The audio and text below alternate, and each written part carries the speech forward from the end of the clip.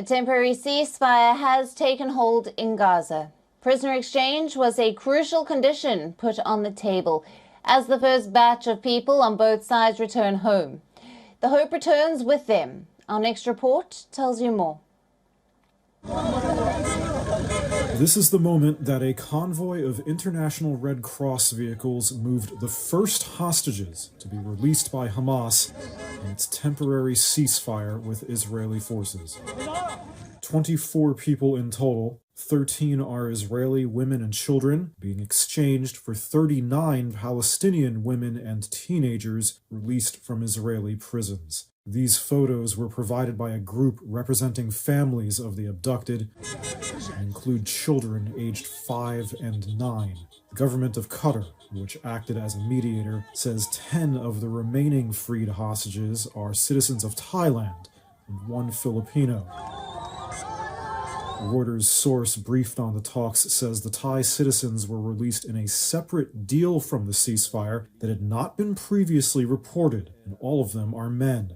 The Thai citizens are farm workers that were abducted by Hamas during the October 7th attacks on Israel.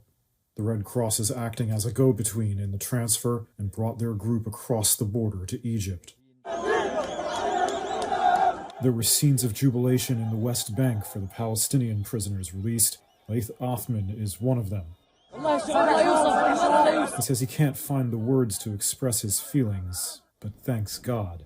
More exchanges are expected to come each day as long as this very shaky ceasefire holds.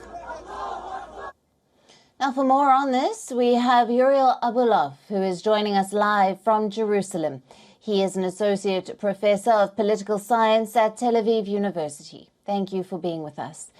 Now, how do you see things panning out with regard to the future hostage releases from here on?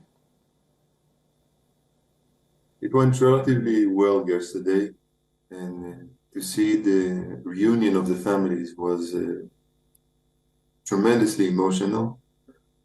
It was a happy day, obviously, for those who were released and for their families. It seems like things are going relatively smoothly today as well.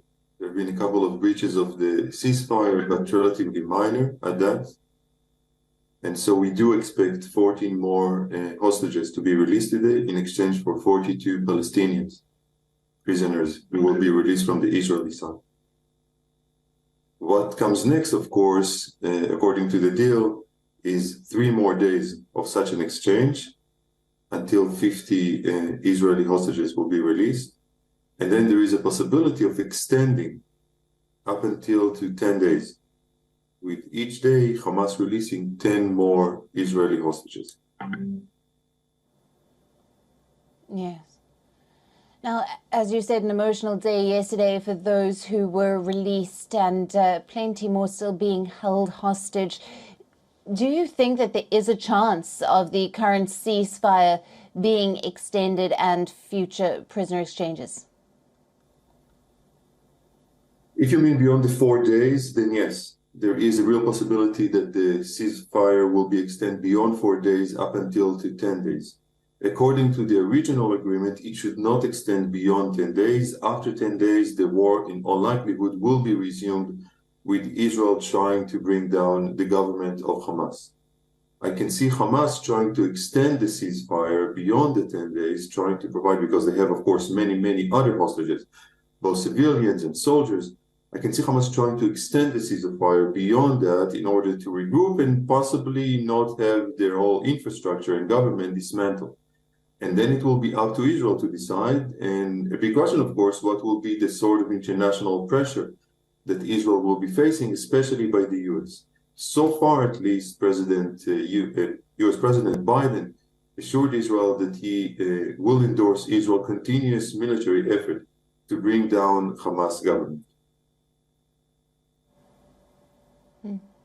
Uriel, how do you analyze the reactions of Benjamin Netanyahu and Hamas on the release of the hostages?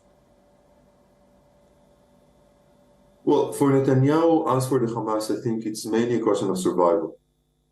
Both leadership, both Netanyahu and Netanyahu's government and Hamas government are mostly into their own survival. All the other considerations, I think, are marginal to them. That goes especially to Hamas, who couldn't care less about the Palestinians in the Gaza Strip. I also think that for Netanyahu, the primary consideration is his political survival. There has been a mounting pressure in Israel itself to bring about a deal, to bring about the release of the hostages. And Netanyahu was hearing that pressure and eventually decided to go ahead with the deal.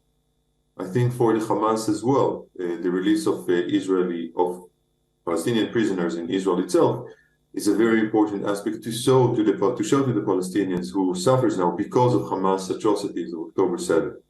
But overall, the goal of both of them is to linger in power as much as possible.